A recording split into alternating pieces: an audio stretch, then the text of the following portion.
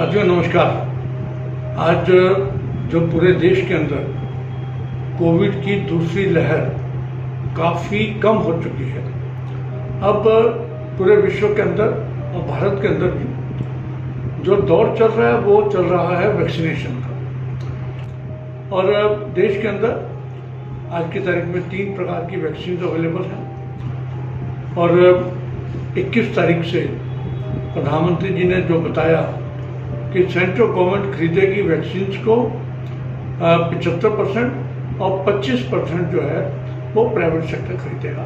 बहुत अच्छी मूव है। अब लोगों के दिमाग में प्रश्न आता है, रोज दिन में 10 लोग फ़ोन करते हैं कि डॉक्टर साहब हमारे मरीज को फलां बीमारी है तो क्या वो वैक्सीन लगवा सकता है या नहीं लगवा सकता। तो आज ये 2-3-4 भ्रांतियों के ऊपर हम बात करेंगे। सबसे पहली बात तो वैक्सीन जितनी भी हैं बहुत सेफ हैं, बहुत एफिकेशियस हैं और इनसे कोई साइड इफेक्ट नहीं।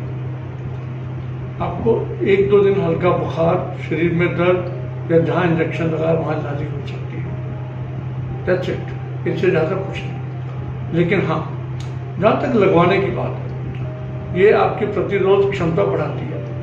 तो ये आप मान के चले कि किसी को भी किसी प्रकार की बीमारी हो,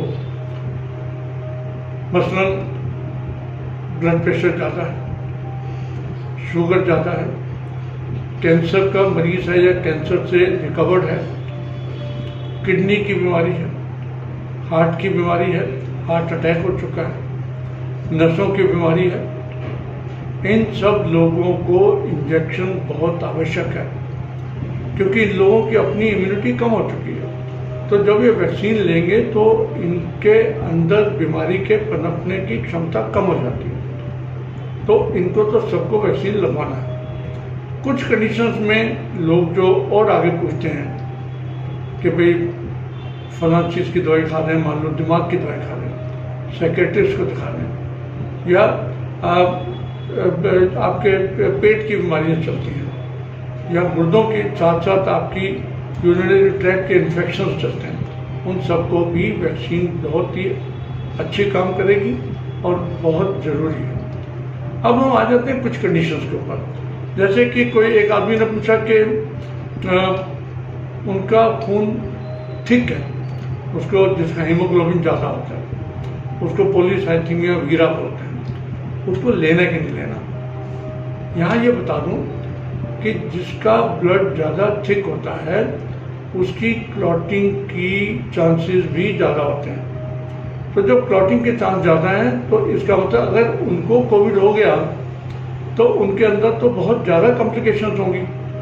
उन लोगों को भी आवश्यक है कि इंजेक्शन लगवाएं, लेकिन अपने डॉक्टर से बात करके लगवाएं। दूसरा, हम लोगों का प्रश्न आता है कि खून पतला करने की दवाई चल रही है हमारे पिताजी की, उनको लगवाने की नहीं लगवाना। यहाँ पे ये बता दूं कि खून पतला करने की दवाई का मतलब ये नहीं कि वो कोविड का इंजेक्शन नहीं लगवा सकते। लेकिन अब हम खून पतला करने की 2 प्रकार की दवाइयाँ। पहली दवाइयाँ तो आ गई आपकी जो जिसके अंदर ब्लड थिनर्स हैं, जो एंटीप्लेटलेट्स हैं।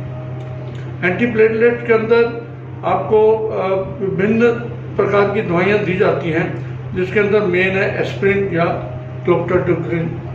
इन दोनों के अंदर आपको कुछ नहीं करना, डॉक्टर के पास जाना है और आपको उन्हें बोलना है कि पतली सुई से इंजेक्शन लगाया जाए। पतली सुई से इंजेक्शन लगाने का मतलब कि ब्लीडिंग ना हो। और उसके साथ में जब इंजेक्शन लग जाए तो कम से कम 2 मिनट तक आपने रुई को या स्पिरिट स्वैप को वहाँ पर दबा के रखना है, मसलना नहीं है, केवल उसको वहाँ दबा के रखना।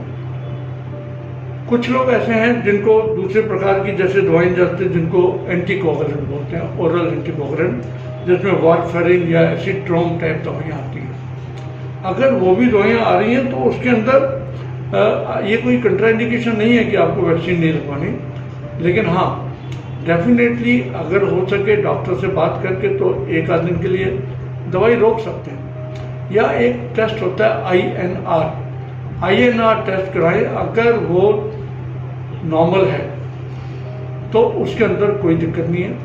अगर एबनॉर्मल है तो हो सकता है उसके हिसाब से आपका डॉक्टर आपको दवाई देकर ये इंजेक्शन तब भी लगवाया जा सकता है। तो यानी कि मोटा मोटा लेवल पे मान के चलिए कि कोई भी एब्सोल्यूट कंट्रा इंडिकेशन नहीं है कोविड की, परंतु कुछ बीमारियों के अंदर जिनको मान लो एंटी प्लेटलेट चल रही हैं या एंटी कोगुलेंट चल रही हैं या जिनको सीवियर हार्ट की दवाइयाँ चल रही हैं या आर्थराइटिस की दवाइयाँ चल रही हैं, उन लोगों को पहले अपने डॉक्टर से बात कर लेनी चाहिए। यहाँ ये भी बता दूं कि 3 प्रकार की वैक्सीन है, कोविशील्ड, कोवैक्सीन और स्पुतनिक।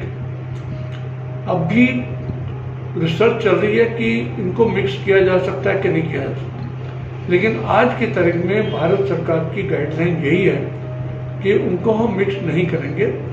जो आपको पहला इंजेक्शन लग गया वही दूसरा लगना है, उसमें चाहे थोड़ा बहुत गैप बढ़ जाए, अवेलेबल नहीं है मान लो या आप नहीं जा पा रहे, तो उसके अंदर आप उसको, जैसे कोवैक्सीन है 4 सप्ताह में नहीं लग पाई तो 6 में लग जाएगी, 5 में लग जाएगी, लेकिन उसको टेंशन रखने की जरूरत नहीं। और कोविशील्ड में तो उन्होंने पहले से ही 12 सप्ताह का टाइम दिया हुआ है। ये सारे इश्यूज बहुत, अभी तो रिसर्च पूरी चल रही है कि ये वैक्सीन के बाद कितनी टाइम तक उसका असर बना रहता है, ये समय बताएगा। लेकिन लोग मानते हैं कि 8 महीने से 1 साल तक इन सभी वैक्सीन का कम से कम असर रहना चाहिए। तो साथियों, जुड़े रहिए। आप YouTube के माध्यम से, Facebook के माध्यम से आपके जो भी प्रश्न हैं आप उसको लिखिए, आपको हम कोशिश करेंगे अगले एपिसोड के अंदर सबका जवाब देने की।